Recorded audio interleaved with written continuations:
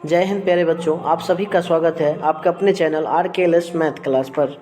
प्यारे बच्चों, आज के इस वीडियो में हम नॉन हिंदी का ये सेकेंड टॉपिक है जिसमें हमें 11 चैप्टर से लेकर के 22 चैप्टर तक का संपूर्ण हिंदी कराने वाले हैं।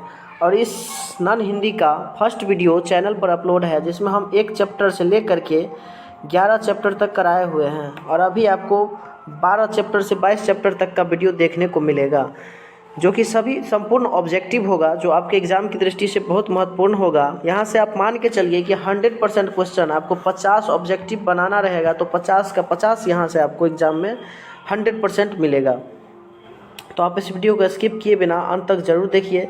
तो चलिए आज की कक्षा को स्टार्ट करते हैं। पर वीडियो शुरू करने से पहले आपसे एक छोटा सा रिक्वेस्ट करेंगे कि अगर यह वीडियो आपको थोड़ा भी हेल्पफुल लगे, थोड़ा भी आपको समझ में आए, आपके एग्ज़ाम की दृष्टि से लगे कि नहीं बहुत अच्छा है, इम्पोर्टेंट है, तो आप वीडियो को लाइक करके चैनल को ज़रूर सब्सक्राइब कर लीजिएगा और अपने दोस्तों के पास शेयर कर दीजिएगा और ऑल नोटिफिकेशन चैनल का ऑन कर लीजिएगा, ताकि आगे मैं जो भी वीडियो अब डालूँ तो सबसे पहले आपके पास नोटिफिकेशन पहुँच सके। तो चलिए शुरू करते हैं आज की क्लास को। तो चलिए आज हम लोग 12 चैप्टर से करने वाले हैं। विक्रमशिला चैप्टर का नाम है। 11 तक कर चुके हैं हम फर्स्ट पार्ट में। अगर आप नहीं देखे हैं तो देख लीजिए चैनल पर जा कर के। तो आप आज का 147 नंबर प्रश्न है। विक्रमशिला पाठ की विधा है, निबंध है, आत्मकथा है, कहानी है या फिर संस्मरण है। तो विक्रमशिला पाठ जो है ये आपका एक प्रकार का निबंध है। विक्रमशिला क्या है? एक प्रकार का निबंध है। नेक्स्ट प्रश्न है आपका 148 नंबर। विक्रमशिला में कितने महाविद्यालय थे? विक्रमशिला में कितने महाविद्यालय थे? तो इसका आंसर नीचे होगा। विक्रमशिला में कितने विद्यालय थे? तो विक्रमशिला में अगर हम विद्यालय की बात करें तो विक्रमशिला में 6 विद्यालय थे। कितने विद्यालय थे? 6 थे। अगला है विक्रमशिला की स्थापना कब हुई? 18वीं सदी में, 8वीं सदी में, 10वीं सदी में या फिर 20वीं सदी में? बताइए। 149 नंबर प्रश्न है। इसका राइट जवाब हो जाएगा बी। 8वीं सदी में जो है विक्रमशिला विश्वविद्यालय की स्थापना हुआ था। नेक्स्ट प्रश्न है विक्रमशिला कहाँ अवस्थित है? सबौर में, अंतीचक में, नाथनगर में या फिर सुल्तानगंज में? तो प्यारे बच्चों, विक्रमशिला जो अवस्थित है आपका, विक्रमशिला अवस्थित है आपका अंतीचक। ये भागलपुर जिला के एक छोटे से गांव है अंतीचक, जहां विक्रमशिला विश्वविद्यालय अवस्थित है। अगला प्रश्न है आपका विक्रमशिला विश्वविद्यालय किस राज्य में है? तो इस सभी को पता है कि विक्रमशिला जो है बिहार राज्य में स्थित है, जो कि भागलपुर जिला के अंतीचक गाँव में स्थित है। ठीक है। 152 नंबर प्रश्न है विक्रमशिला विश्वविद्यालय की स्थापना किसने की? विक्रमशिला विश्वविद्यालय की स्थापना किसने की? तो इस प्रश्न का राइट जवाब हो जाएगा धर्मपाल ने। धर्मपाल नाम का व्यक्ति था जिन्होंने विक्रमशिला विश्वविद्यालय का स्थापना किया था। विक्रमशिला में अध्यापन का माध्यम भाषा कौन सी थी? संस्कृत थी, पाली थी, प्राकृत या फिर अवहट? इस प्रश्न का जो राइट जवाब चला जाएगा 153 नंबर का, इस प्रश्न का राइट जवाब हो जाएगा संस्कृत। विक्रमशिला विश्वविद्यालय में अध्यापन का जो माध्यम था वो संस्कृत। तंत्र विद्या संबंधित है, भूतों से, प्रेतों से, तंत्र मंत्रों से या सभी सही है? 154 नंबर का राइट जवाब हो जाएगा ये जो है सभी का सभी इसमें सही है। नेक्स्ट है आपका 155 नंबर, थोड़ा छोटा कर लेते हैं।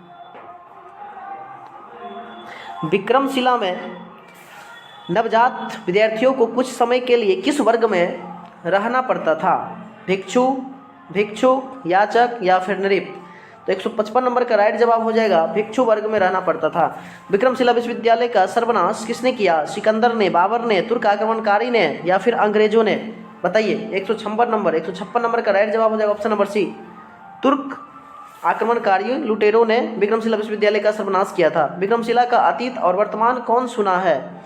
विक्रमशिला का अतीत और वर्तमान कौन सुना है? लेखक, अनुवादक, इनमें से कोई नहीं या स्वयं विक्रमशिला? 157 नंबर है। बताइए। 157 नंबर का हो जाएगा स्वयं विक्रमशिला।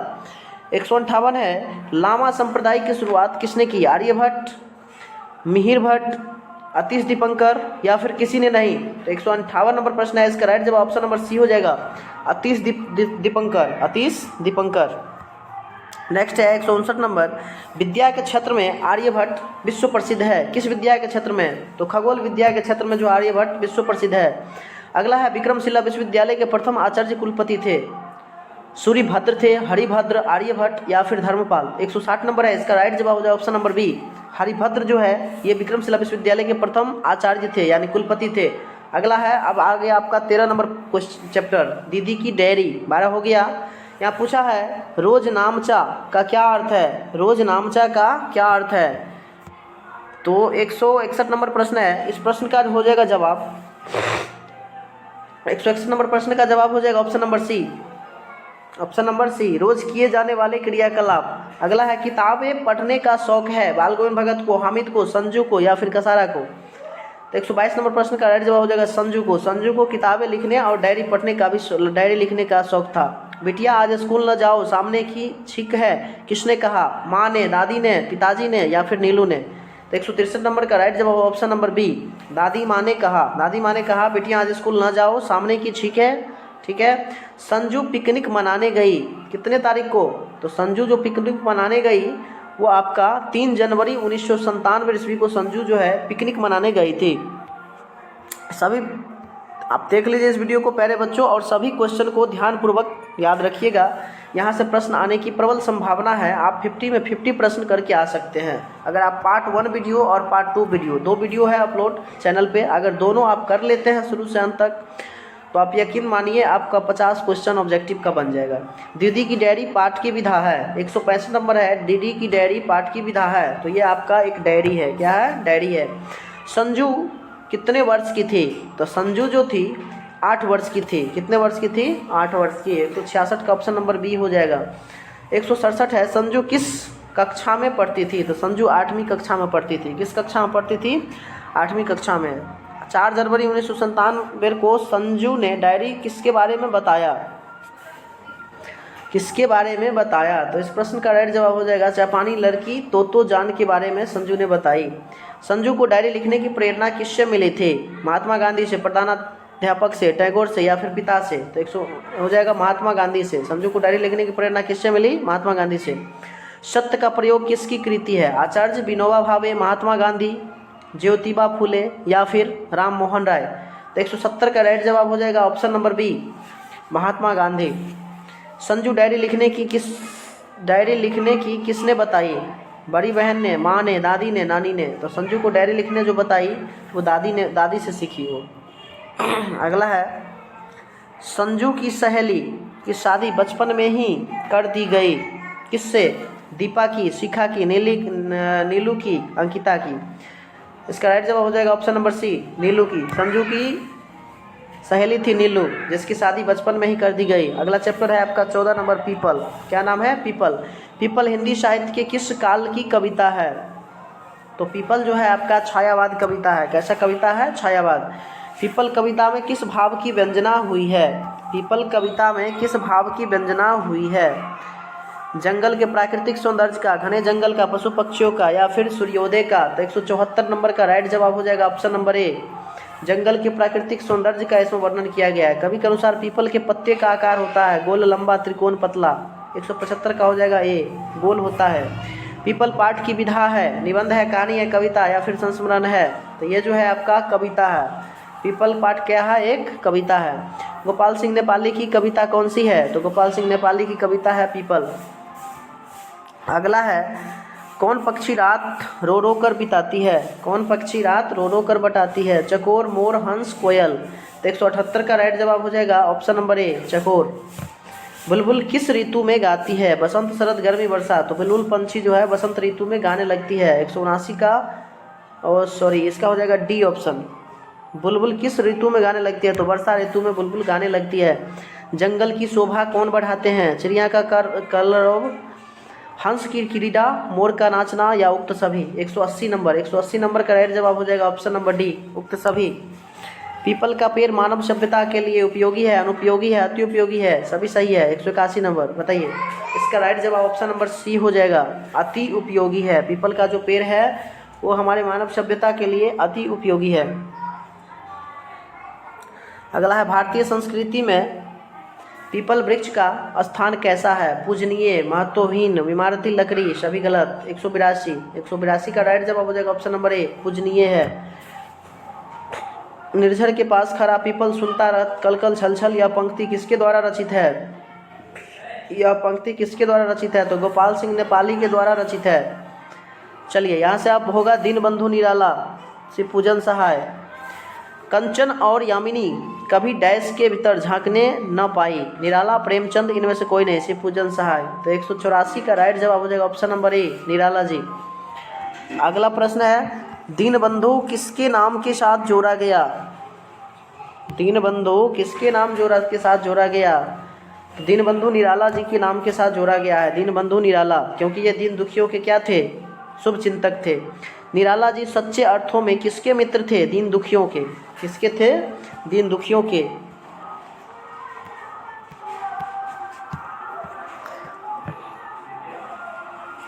अगला है, निराला को दीनबंधु क्यों कहा गया? क्योंकि वे दीनहीन थे, दीन दुखियों की सेवा करने से, वह जो थे दीन दुखियों की सेवा करते थे, इसलिए इसे दीनबंधु कहा गया है। निराला जी का चरित्र कैसा था? उदात्त था, दीनबंधु था, दोनों सभी गलत है। 188 नंबर, 188 नंबर का राइट जवाब हो जाएगा ऑप्शन नंबर सी, दोनों। इसका चरित्र जो था कैसा था? उदात्त भी था और दीनबंधु भी था। दीनबंधु निराला पाठ की विधा है, निबंध, जीवनी, कविता, कहानी। तो दीनबंधु निराला की पाठ की जो विधा है 189 नंबर, उसका राइट जवाब हो जाएगा ए। दीनबंधु निराला एक प्रकार का क्या है? निबंध है। दीनबंधु निराला पाठ के लेखक है। दीनबंधु निराला के पाठ के लेखक कौन है? तो शिवपूजन सहाय हैं। अगला है आपका, विवेकानंद सोसाइटी के विराट आयोजक के कार्यक्रम में निराला जी किस काम की जिम्मेदारी निभाते थे? तो 191 नंबर है, इसका राइट जवाब हो जाएगा ऑप्शन नंबर बी, दरिद्र नारायण के भोजन का। दरिद्र नारायण के भोजन का। बंगाली समाज के लोग निराला जी से किसकी रचना गवाकर सुनना पसंद करते थे? तुलसीदास की, बंकिम चंद्र चटर्जी की, रविन्द्रनाथ टैगोर की, या फिर व्योमेश बनर्जी की। तो 192 नंबर है, इसका राइट जवाब हो जाएगा ऑप्शन नंबर सी, रविन्द्रनाथ की। जो रहीम दिन ही लखे दीनबंधु सम होय, किसके बारे में कहा गया है? बेनीपट्टी, निराला, इनमें से कोई नहीं, प्रेमचंद्र। 193 नंबर, 193 नंबर का राइट जवाब हो जाएगा आपका option number B, Nirala ji. अगला प्रश्न है, बेलूर मठ कहाँ है? बेलूर मठ कहाँ है? पटना, कोलकाता, चेन्नई, तिरुपति में? बताइए। 194 नंबर का राइट जवाब होगा आपका ऑप्शन नंबर बी, कोलकाता में। बेलूर मठ कहाँ है? कोलकाता में है। अगला चैप्टर है खेमा। क्या नाम है चैप्टर का अगला का? खेमा। खेमा होटल में क्या करता था? ग्राहक को चाय देता था, कप धोता था, टेबल साफ करता था, उपयुक्त सभी कार्य करता था। तो 195 नंबर का राइट जवाब हो जाएगा option number D, option number D. ये सभी काम करता था, ग्राहक को चाय भी देता था, कप धोता था, टेबल भी साफ करता था, यानी उपयुक्त सभी हो जाएगा। खेमा के पिता की आर्थिक स्थिति कैसी थी? अच्छी, मध्यम, अत्यंत दयनीय थी। खेमा के पिता की आर्थिक स्थिति अत्यंत माने बहुत ही खराब था। कसारा ने खेमा को किस लिए फटकारा? चप्पल मांगने पर। किसके लिए फटकारा? तो चप्पल मांगने पर फटकारा। अगला प्रश्न है, खेमा पाठ की कौन सी विधा है? खेमा पाठ की कौन सी विधा है? कहानी, जीवनी, निबंध या फिर कविता? तो खेमा पाठ की जो विधा है, खेमा पाठ की विधा है कहानी। खेमा एक प्रकार की कहानी है। खेमा यात्रा, वर्ष का बाल श्रमिक, 5-6 वर्ष का, 8-9, 6-7 या फिर 10-12। 199 नंबर का ऑप्शन नंबर बी हो जाएगा। खेमा जो है 8-9 साल का लड़का है। खेमा पर किसे दया आई? एक शिक्षक को, धन्ना सेठ को, कसारा को, एक साधु को। एक शिक्षक को इस पर जो है सो दया आ गया।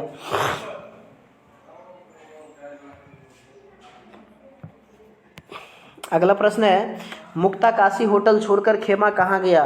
अपने गांव चला गया, बड़े शहर में एक शिक्षक के साथ ये चला गया। 201 नंबर का ऑप्शन नंबर सी हो जाएगा। 201 नंबर का क्या हो जाएगा? Option number C. खेमा शीर्षक कहानी किस प्रथा पर करारा प्रहार करती है? तो ये बाल मजदूरी पर करारा प्रहार करती है। खेमा कहाँ काम करता था? तो कसारा के होटल में जो है खेमा काम करता था। अगला प्रश्न है आपका, मुक्ता काशी होटल का मालिक था। मुक्ता काशी होटल का मालिक कौन था? कसारा, फकीरा, रामलाल। तो मुक्ता काशी होटल का जो मालिक था कसारा था। होटल का मालिक कैसा था? कठोर, क्रूर, निर्दयी, उक्त सभी। कठोर भी था, क्रूर था, निर्दयी अर्थात उक्त सभी। 205 नंबर का ऑप्शन नंबर डी हो जाएगा। 206 कहता है, बाल मजदूरी की समस्या का वर्णन है किसमें? खेमा कहानी में। खेमा कहानी में बाल मजदूरी की समस्या का वर्णन है। मुक्ता काशी होटल का मालिक है मुक्ता काशी होटल का मालिक कौन है? कसारा है। खेमा शीर्षक कहानी के केंद्र में है। बाल विवाह बाल मजदूरी के केंद्र में है। किसके मजदूरी के केंद्र में है? बाल मजदूरी के केंद्र में है। 208 का ऑप्शन नंबर बी।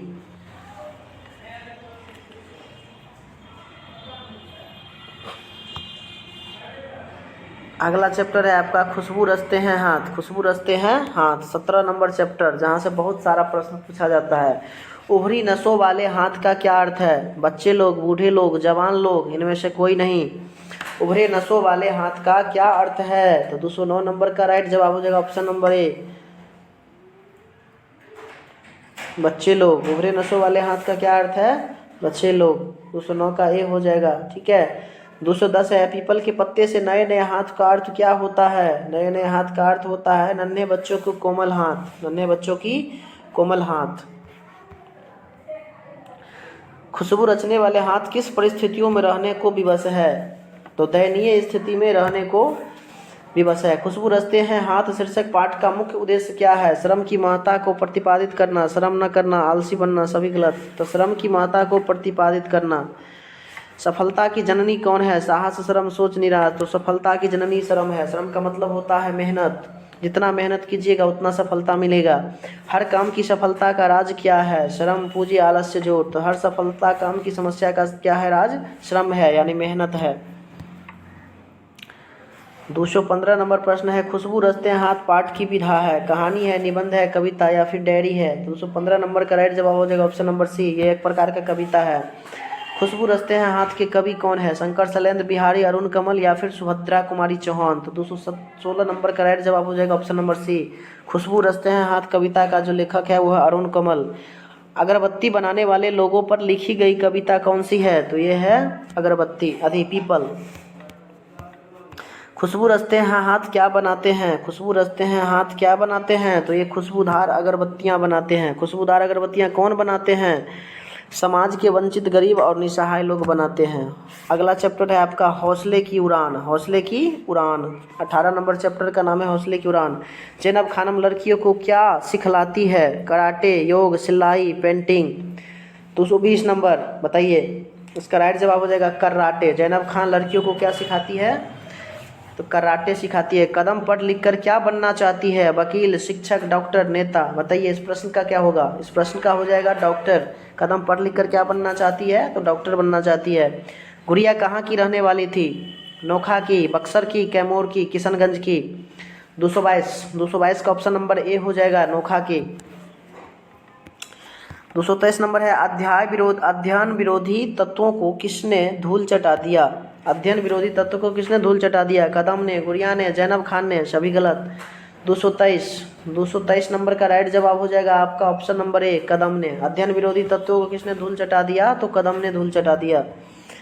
अगला प्रश्न है हौसले की उड़ान पाठ की विधा है? कहानी, निबंध, एकांकी या फिर भाषण? तो इस प्रश्न का होगा राइट जवाब 224 का ऑप्शन नंबर बी, निबंध। हौसले की उड़ान एक प्रकार का निबंध है। गुड़िया किस जिले की रहने वाली है? भोजपुर, सासाराम, रोहतास, आरा। 225 नंबर। तो 225 ये जो है रोहतास की है। गुड़िया कहाँ की है? रोहतास की है। मोहम्मद अबुल रहमान खान की पोती कौन है? जैनब अब्दीन, जैनब खान, कहकशां रिजवी, जुबैदा बेगम। 226 नंबर प्रश्न का राइट जवाब हो जाएगा option number B, Zainab Khan. Soni किसकी बेटी है? तो इस प्रश्न का राइट जवाब हो जाएगा विष्णु शंकर तिवारी की। विष्णु शंकर तिवारी की। 227 का ऑप्शन नंबर ए हो जाएगा विष्णु शंकर तिवारी। सोनी के पिता हैं, सोनी के पिता हैं 228 नंबर का हो जाएगा option number A, Vishnu Shankar Tiwari. कदम किस जिले की है? कदम किस जिले की है? तो कदम जो है मुंगेर जिले की है। जैनब खान किस जिले की है? मुजफ्फरपुर, सीतामढ़ी, शिवहर, मोतिहारी। तो जैनब खान जो है ये आपका शिवहर जिले की है। किस जिले की है? शिवहर। बिहार की बेटियां कैसी है? सुरक्षित है, असाधारण प्रतिभा की धनी है। 231 का राइट जवाब हो जाएगा असाधारण प्रतिभा की धनी है। 232 है बिहार की बेटी की असाधारण विशेषताओं का उद्घाटन किया गया है किसमें? कर्मवीर में, खेमा में, विक्रमशिला में। उसके बाद हौसले की उड़ान में, यानी हौसले की उड़ान में। अगला है आपका जयनायक कर्पूरी ठाकुर। स्वतंत्रता प्राप्ति के पश्चात देश में प्रथम आम चुनाव कब हुआ? कितना में प्रथम आम चुनाव हुआ था? तो प्रथम आम चुनाव जो हुआ था आपका 1952 में हुआ था। कर्पूरी ठाकुर को गीत गाने का के साथ किसका शौक था? डफली बजाने का शौक था। 234 का ऑप्शन नंबर ये हो जाएगा।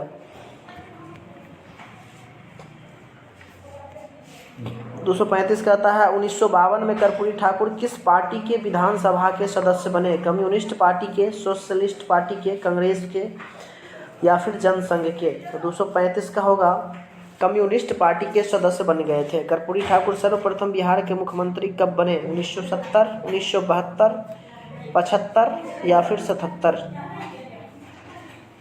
तो 1970 में कर्पूरी ठाकुर सर्वप्रथम बिहार के मुख्यमंत्री बने थे। अगला है कर्पूरी ठाकुर की मृत्यु कब हुई? कर्पूरी ठाकुर की मृत्यु कब हुई? इस प्रश्न का राइट जवाब हो जाएगा ऑप्शन नंबर सी। 12 अगस्त 1987 को कर्पूरी ठाकुर की मृत्यु हुआ था। जय नायक कर्पूरी ठाकुर क्या थे? गरीब अमीर, गरीबों के मसीहा। ये गरीबों के मसीहा थे। अगस्त क्रांति कब हुई? 239 नंबर बता दीजिए। इस प्रश्न का राइट जवाब हो जाएगा 1942 ईस्वी में अगस्त क्रांति हुआ था। सन 1967 में बिहार के उप मुख्यमंत्री बने, कौन बने? श्री कृष्ण कर्पूरी ठाकुर, जगन्नाथ मिश्र या लालू यादव? तो 240 का हो जाएगा option number B, Karpoori Thakur.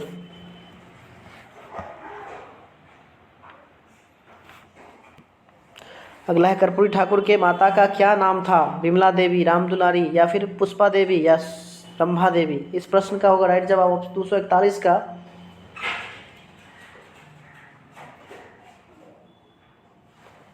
इसका ऑप्शन नंबर बी हो जाएगा, रामदुलारी देवी। अगला है कर्पूरी ठाकुर जयप्रकाश नारायण के आजाद दस्ता के सदस्य कब बने? आजाद दस्ता के सदस्य कब बने? तो 1942 ईस्वी में बने।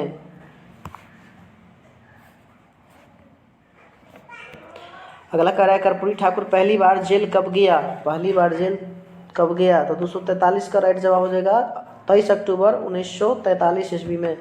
जय नायक कर्पूरी ठाकुर पाठ की विधा है? जय नायक कर्पूरी ठाकुर पाठ की विधा है। ऑप्शन नंबर सी जीवनी है। कर्पूरी ठाकुर का जन्म कब हुआ था?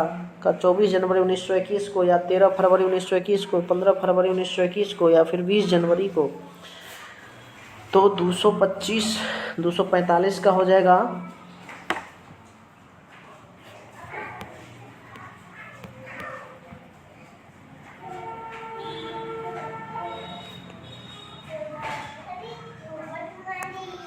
कर्पूरी ठाकुर का जन्म कब हुआ था? तो कर्पूरी ठाकुर का जन्म जो हुआ था ऑप्शन नंबर ए 24 जनवरी 1921 ईस्वी को। गोकुल ठाकुर किनके पिताजी का नाम था? गोपाल ठाकुर किनके पिताजी का नाम था? तो कर्पूरी ठाकुर के पिता का नाम था। कर्पूरी ठाकुर का जन्म किस राज्य में हुआ था? बंगाल, उत्तर प्रदेश, बिहार, उड़ीसा? बताइए। इस प्रश्न का राइट जवाब हो जाएगा ऑप्शन नंबर सी, बिहार में। कर्पूरी ठाकुर बिहार के मुख्यमंत्री कितने बार बने? 1 बार, 2 बार, 3 बार, 4 बार? कितने बार बने थे? तो ये बिहार के मुख्यमंत्री 2 बार बने थे। कितने बार बने थे? 2 बार बने थे। अगला है कर्पूरी ठाकुर ने आईएएस की परीक्षा पास की? कितने ईस्वी में आईएएस की परीक्षा पास किए? तो 1942 ईस्वी में। कर्पूरी ठाकुर ने कॉलेज त्याग किया सन कितना में? कर्पूरी ठाकुर जो कॉलेज त्याग किया 1942 ईस्वी में कॉलेज त्याग किया। 1952 ईस्वी के आम चुनाव कर्पूरी ठाकुर विजयी घोषित हुए। कहाँ से? तो समस्तीपुर से। कहाँ से हुए? समस्तीपुर से। लक्ष्मीबाई कहाँ की रानी थी? तो लक्ष्मीबाई जो थी झांसी की रानी थी। अगला आपका लक्ष्मीबाई चैप्टर आ गया, झांसी की रानी लक्ष्मीबाई। तो पहला इसका प्रश्न है लक्ष्मीबाई कहाँ की रानी थी? तो लक्ष्मीबाई जो थी झांसी की रानी थी। कानपुर के नाना साहेब की बहन कौन थी? कानपुर के नाना साहेब की बहन थी लक्ष्मीबाई। मृत्यु के समय लक्ष्मीबाई की उम्र क्या थी? तो मृत्यु के समय लक्ष्मीबाई की उम्र थी 23 वर्ष। झांसी की रानी पाठ की विधा है? झांसी की रानी पाठ की विधा है जीवन वृत्त कविता। झांसी की रानी ने लड़ाई लड़ी औरंगजेब से, शाहजहां से, अकबर से, अंग्रेज से। किससे लड़ी थी? अंग्रेज से लड़ी थी। 256 का ऑप्शन नंबर डी हो जाएगा। वीर शिवाजी की गाथाएं याद जुबानी थी काव्य पंक्ति है किसकी? झांसी की रानी से। अगला प्रश्न है बूढ़े भारत में आई फिर से नई जवानी थी। काव्य पंक्ति में भारत नई जवानी थी, नई को बूढ़ा कहा, किसको बूढ़ा कहा गया है? तो 258 का ऑप्शन नंबर हो जाएगा 258 है ना, 258 का हो जाएगा ऑप्शन नंबर डी। भारत का इतिहास प्राचीन है। भारत की जो है दशा मिथिला और जर्जर हो चुकी थी। क्वेश्चन है, बूढ़े भारत में आए फिर से नई जवानी थी। काव्य पंक्ति में भारत नई जवानी थी, नई को बूढ़ा कहा गया है क्योंकि भारत का इतिहास जो है वो क्या है, प्राचीन है। लक्ष्मीबाई को किसका अवतार माना गया है? लक्ष्मी का, दुर्गा का, सरस्वती का, किसी का नहीं। तो 259 नंबर का ऑप्शन नंबर बी हो जाएगा। भारत में एकता नहीं थी। ओ गड़बड़ हो गया। लक्ष्मीबाई को किसका अवतार माना गया है? तो दुर्गा का। अगला है झांसी पर अधिकार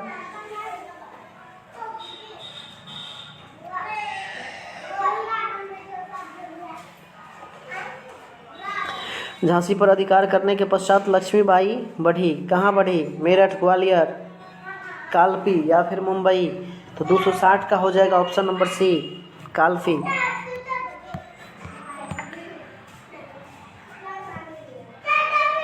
कान्हा कौन थी? गायिका या फिर कालपी की रानी, लक्ष्मीबाई की सहेली या फिर कुछ नहीं। तो 261 नंबर का राइट जवाब हो जाएगा आपका ऑप्शन नंबर सी। 261 का हो जाएगा ऑप्शन नंबर सी।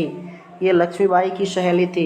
झांसी की रानी किनकी कविता है? सुभद्रा कुमारी चौहान की। 262 का ऑप्शन नंबर ए हो जाएगा, सुभद्रा कुमारी चौहान की।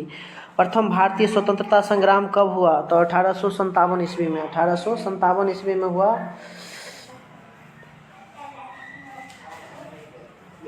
प्रथम भारतीय स्वतंत्रता संग्राम, जिसे सिपाही विद्रोह के नाम से भी जाना जाता है। अगला प्रश्न है, अब अगला चैप्टर है आपका 21 नंबर, चिकित्सा का चक्कर। रसगुल्ले छायावादी कविता की भांति नहीं थे। किसके? 264 का ऑप्शन नंबर सी हो जाएगा, सूक्ष्म नहीं थे। रसगुल्ले जो थे छायावादी कविता की भांति सूक्ष्म नहीं थे। किसने कहा मुझे आज सिनेमा जाना है? लेखक ने, लेखक की पत्नी ने, लेखक की माता ने, लेखक की मित्र ने। बताइए। 265 का ऑप्शन नंबर बी हो जाएगा, लेखक की पत्नी ने कहा कि आज मुझे सिनेमा जाना है। लेखक लखनऊ क्यों जाना चाहता था? घूमने के लिए, रहने के लिए, बेहतर चिकित्सा हेतु। कहाँ, किसके लिए जाना चाहते थे? तो बेहतर चिकित्सा के लिए। 267 है कि चिकित्सा में अंग्रेजी दवा, सुई आदि दिया जाता है। किसमें? तो अंग्रेजी चिकित्सा में अंग्रेजी दवा, सुई आदि दिया जाता है। किस चिकित्सा में जड़ी बूटियों से बनी औषधि दी जाती है? किस चिकित्सा में? तो आयुर्वेदिक चिकित्सा में। लेखक को किस समय भोजन लेने की आदत थी? लेखक को किस समय भोजन लेने की? तो शाम में भोजन लेने की आदत थी। अगला है 270 नंबर, चिकित्सा का चक्कर पाठ की विधा है। चिकित्सा का चक्कर पाठ की विधा है, तो ये एक हास्य व्यंग्य है। चिकित्सा का चक्कर के लेखक हैं बेढप बनारसी, दिनकर, शिवपूजन शाह या फिर वंशीधर श्रीवास्तव। तो चिकित्सा का जो चक्कर है, ये प्रश्न है 271 नंबर। इसका राइट जवाब हो जाएगा ऑप्शन नंबर ए, बेढप बनारसी का। चिकित्सा का चक्कर पाठ के माध्यम से लेखक ने विरोधाभासों के सफलतापूर्ण उभारा है। क्या हो जाएगा? 272 का राइट जवाब हो जाएगा ऑप्शन नंबर ए, चिकित्सा पद्धतियों। यहाँ से देख सकते हैं, ये चैप्टर नंबर अब 22 है। 22 नंबर चैप्टर है, सुदामा की आर्थिक स्थिति कैसी थी? तो सुदामा की आर्थिक स्थिति अति दीन थी, मतलब बहुत ही दयनीय थी। बचपन में श्री कृष्ण सुदामा कहाँ पढ़े थे? बचपन में श्री कृष्ण और सुदामा कहाँ पढ़े थे? तो संदीप मुनि के पास पढ़े थे, संदीपन मुनि के पास पढ़े थे। 274 का ऑप्शन नंबर ए हो जाएगा। सुदामा चरित पाठ की विधा है। सुदामा चरित पाठ की विधा है, कौन सी विधा है?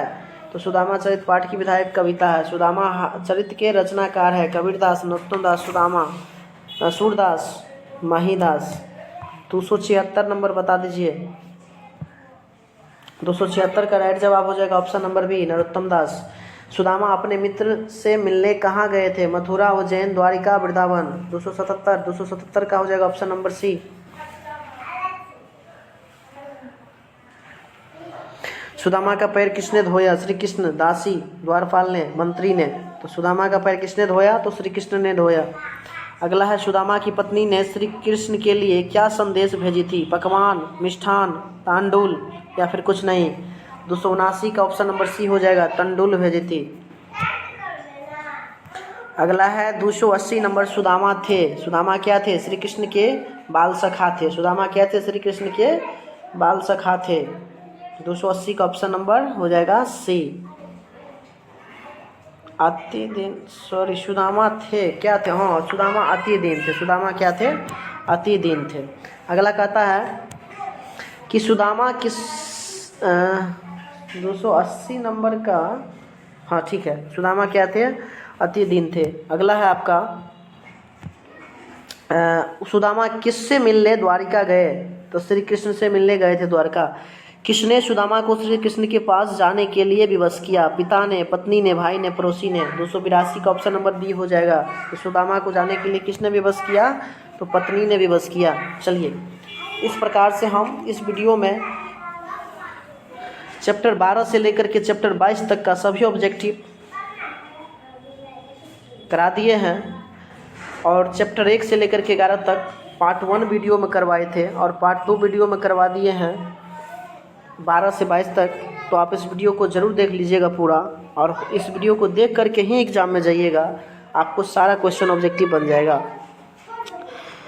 और अंत में आप वीडियो देखिएगा तो यह वीडियो आपको कैसा लगा ये कमेंट में ज़रूर हमें बताइएगा।